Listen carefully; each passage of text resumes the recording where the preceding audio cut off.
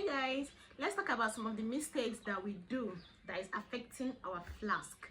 So first of all, the first mistake that we normally do is when you get your flask, you pour in cold water inside. When you get your flask, please, the first thing that you should introduce to your water flask shouldn't be cold water. It should be hot water. I made the mistake with my first flask, and after like few weeks it stopped retaining. It only retain water for like 1 hour, 2 hours. The water will get cold. So I noticed that, like, when I got this one, I poured in hot water inside for the first time. Don't even try to wash it immediately. Just pour in hot water first. When you now discard the water, you can then wash, but don't introduce cold water to your flask immediately. Like, let it not be the first thing you're introducing to your flask. So I poured in hot water into this flask and I kept it for 2 days. You are supposed to keep it for at least 24 hours, but I decided to keep mine for 2 days. And the day I wanted to pour the water away, it was still very hot, like very hot, as if I just boiled it. So I've noticed that when you buy your flask, you treat it. They call it treatment. You treat it by pouring hot water inside first, except you want to use that flask for cold things. If you want to use it for cold things, then you can introduce cold water first.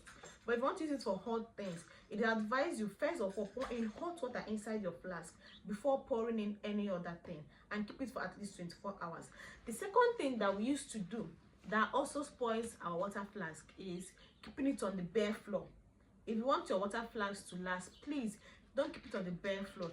Keep it on a table, on the counter, anything, anywhere, but let it not be on the bare floor, because that water flask might spoil.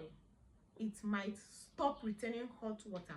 Another thing that I noticed, that anytime I put water in my flask and I put it half, or maybe 1 sachet, maybe I just want to boil 1 sachet and then just keep it, it will not retain hotness. So if you want your flask to retain hot water for you, it is advised that you fill it to the brim, you fill it to the brim. It shouldn't be half, it shouldn't be water. Once the water is not full, I've noticed that the flask will not retain it. But anytime I pour water, like there's water inside, anytime I pour water to the brim, or I fill it, or at least here, it can retain till the next day, in fact 2 days. But anytime I pour just half, small, it will not retain.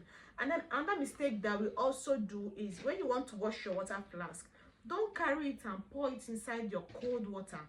Like, you know the way you put everything inside your plate, your cup, you put them inside your cold water. Some of us, we even leave it there for like 30 minutes. Maybe you want to feed the baby or something, you just leave it there. No, you're spoiling the flask. If you want to wash your water flask, keep it aside. Get your sponge, get your whatever you're using to wash it. Wash the back, wash it everywhere. Then use your hand, scoop water and use it and rinse it. As you're rinsing it, the water should be washing away. Don't put it inside the bowl of water. And then for the inside, when you want to wash the inside, it's advised you also use warm water. But in case you didn't use warm water to wash the inside, try as much as possible to pour in hot water immediately after washing it.